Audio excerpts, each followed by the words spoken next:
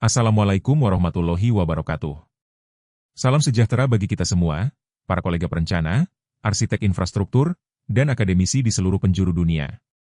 Saya sangat bersyukur bisa menyapa Anda semua melalui kanal ini. Hari ini, kita akan membedah evolusi riset tentang pelabuhan hijau, yaitu sebuah perjalanan pemetaan pengetahuan dan inovasi teknologi yang akan menentukan wajah logistik maritim global di masa depan. Pembahasan ini bersumber dari artikel yang berjudul The Evolution of Green Port Research, A Knowledge Mapping Analysis, oleh Lin dan rekan-rekannya. Mari kita buka pikiran kita, karena pelabuhan bukan sekadar titik singgah kapal, melainkan simpul peradaban yang harus kita rawat keberlanjutannya. Namun, sebelum kita melangkah lebih jauh ke solusi, mari kita jujur melihat realita yang ada saat ini. Sahabat sekalian, lautan adalah urat nadi ekonomi dunia. Tahukah Anda?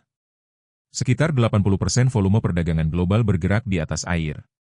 Ini adalah nikmat konektivitas yang luar biasa.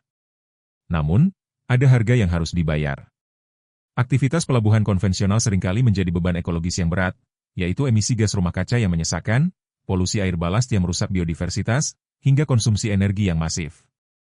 Sebagai praktisi dan akademisi, kita harus sadar bahwa kemajuan ekonomi tidak boleh menghancurkan ekosistem ciptaan Allah Ta'ala. Transformasi menuju pelabuhan hijau atau green port bukan lagi sekadar tren manajemen, tapi sebuah keharusan absolut untuk kelangsungan hidup manusia. Lantas, sejak kapan kesadaran akan keseimbangan ini mulai tumbuh dalam literatur ilmiah kita? Jika kita menilik ke belakang, perjalanan ini terbagi dalam 3 fase besar. Pada tahun 90-an, kita berada di era kesadaran, di mana riset masih sangat sedikit, fokusnya baru sekadar mengidentifikasi polusi. Memasuki milenium baru, sekitar tahun 2001 sampai 2010, kita mulai bicara efisiensi melalui otomatisasi. Namun, lihatlah ledakan di fase 3, dari tahun 2011 hingga tahun 2021. Terjadi akselerasi eksponensial. Pada tahun 2021 saja, terdapat 205 publikasi utama. Riset kini didominasi oleh perencanaan multi-objektif dan target net zero emission. Ini menunjukkan bahwa komunitas ilmiah global, termasuk kita di sini, mulai bersatu untuk mencari jalan keluar yang cerdas dan berkelanjutan. Pertanyaannya, di belahan bumi mana sajakah inovasi ini paling gencar diproduksi? Mari kita lihat peta kekuatan ini. Menarik sekali, kuantitas riset tidak selalu berbanding lurus dengan pengaruh strategis. Tiongkok memang menjadi raksasa produksi riset dengan 225 publikasi seiring pertumbuhan pelabuhan mega mereka. Namun, dari sisi dampak atau sentralitas pengaruh, Italia dan Eropa serta Amerika Serikat masih menjadi rujukan dunia. Mengapa? Karena mereka mempelopori strategi fundamental seperti manajemen energi dan regulasi eco-ports. Bagi para perencana di Indonesia atau negara berkembang lainnya, ini adalah pelajaran berharga, kita tidak hanya butuh volume pekerjaan, tapi inovasi yang mampu menjadi standar baru bagi dunia. Bicara soal rujukan dunia, mari kita lihat institusi mana yang menjadi menara suar pengetahuan ini. Di layar Anda melihat simpul-simpul kecerdasan. Shanghai Maritime University memimpin dengan 61 riset, disusul Hong Kong Polytechnic dan Dalian University.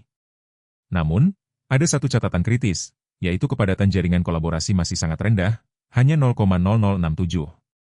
Artinya, institusi-institusi hebat ini masih bekerja secara terisolasi. Dalam pandangan saya, ilmu pengetahuan akan jauh lebih berkah dan efektif jika kita saling terhubung. Silaturahmi ilmiah lintas batas negara adalah kunci. Inovasi pelabuhan hijau membutuhkan arsitektur keilmuan yang saling berbagi, bukan saling mengunci informasi.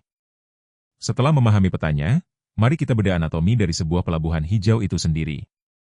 Berdasarkan ribuan studi global, kita bisa merangkum masa depan pelabuhan ke dalam 3 pilar utama. Pilar pertama adalah ekologi dan lingkungan, yaitu fokus pada mitigasi dampak alam. Pilar kedua adalah evaluasi dan tata kelola, di mana ini bagian para birokrat dan perencana untuk membuat kebijakan yang terintegrasi dengan kota. Dan pilar ketiga adalah infrastruktur dan teknologi, yaitu tempat para insinyur bermain dengan otomatisasi dan energi terbarukan. Ketiganya harus seimbang, seperti prinsip mizan atau keseimbangan dalam alam semesta. Jika satu goyah, maka konsep pelabuhan hijau hanya akan menjadi slogan tanpa makna. Selanjutnya, mari kita selami pilar pertama, tentang bagaimana kita membela ekosistem kita. Pertahanan ekologi bukan sekadar menanam pohon di area kantor pelabuhan. Ini tentang teknologi yang bekerja. Kita bicara tentang partikel capture dan scrubber unit untuk memastikan udara di kota pesisir tetap sehat, bebas dari PM2.5 yang beracun. Kita bicara tentang sistem filtrasi biomekanis dan sterilisasi UV untuk air balast agar spesies asing tidak merusak rantai makanan lokal. Bahkan, kita kini menggunakan sensor dasar laut yang mengirimkan data secara real-time. Ini adalah bentuk ikhtiar kita menggunakan akal untuk memantau dan menjaga integritas ciptaannya yang ada di bawah permukaan laut. Selanjutnya, teknologi hebat tanpa aturan yang jelas akan menjadi liar. Inilah peran pilar kedua. Tata kelola yang berkelanjutan adalah ruh dari operasional pelabuhan. Kita perlu standarisasi global seperti ecoports atau green marine. Tapi yang paling penting sebagai perencana adalah integrasi kota pelabuhan. Pelabuhan tidak boleh menjadi negara dalam negara yang terisolasi. Ia harus menyatu dengan hinterlandnya, melindungi populasi urban dari kebisingan dan polusi, serta memberikan dampak ekonomi yang adil. Audit berkelanjutan dan akuntansi hijau harus diterapkan agar setiap operator bertanggung jawab atas setiap emisi yang mereka hasilkan. Ini adalah soal transparansi dan akuntabilitas. Sekarang, mari kita lihat yang kita sebut sebagai otot dari revolusi ini, yaitu mesin otomatisasi dan energi bersih. Inilah bagian yang paling mengasyikan. Terminal cerdas kini digerakkan oleh kecerdasan buatan atau AI. Algoritma seperti genetic algorithms digunakan untuk mengatur pergerakan kren dan AGV, atau kendaraan tanpa awak, dengan presisi milidetik, sehingga tidak ada energi yang terbuang sia-sia. Dan perhatikan konsep cold ironing di layar. Saat kapal bersandar, mereka mematikan mesin dieselnya dan mencolokkan listrik ke suplai darat. Hasilnya, zero emission zone di dermaga. Dengan jaringan energi cerdas atau microgrids, pelabuhan masa depan bisa menjadi mandiri energi, bahkan menyumbang listrik bersih bagi kota di sekitarnya. Lalu selanjutnya, setelah semua inovasi ini, ke arah mana radar masa depan kita mengarah? Kita sedang melangkah menuju target yang ambisius namun mulia. Pertama, reduksi total menuju nol emisi dengan armada hibrida. Kedua, alokasi sumber daya yang cerdas untuk mengatur mega pelabuhan tanpa pemborosan. Ketiga, kita butuh regulasi yang disesuaikan secara mikroskopis dengan DNA geografis masing-masing daerah, karena pelabuhan di tropis tentu berbeda tantangannya dengan di kutub. Dan terakhir, belajar dari pandemi, kita membangun ketahanan kesehatan melalui logistik minim kontak.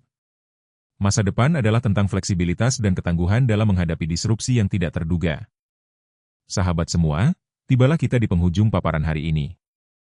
Sebagai penutup, kita saling mengingatkan kepada para mahasiswa, dosen, praktisi, dan pengambil kebijakan, bahwa membangun pelabuhan hijau bukan sekadar urusan teknis atau mengejar efisiensi rantai pasok. Ini adalah komitmen etis kita. Ini adalah bentuk rasa syukur kita atas samudera yang luas. Mari kita padukan kecerdasan buatan, energi bersih, dan kolaborasi tanpa batas untuk menciptakan laut yang lebih biru dan udara yang lebih bersih bagi anak cucu kita. Teruslah berinovasi dengan hati, dan teruslah peduli. Terima kasih atas perhatiannya, kita pamit undur diri. Wassalamualaikum warahmatullahi wabarakatuh.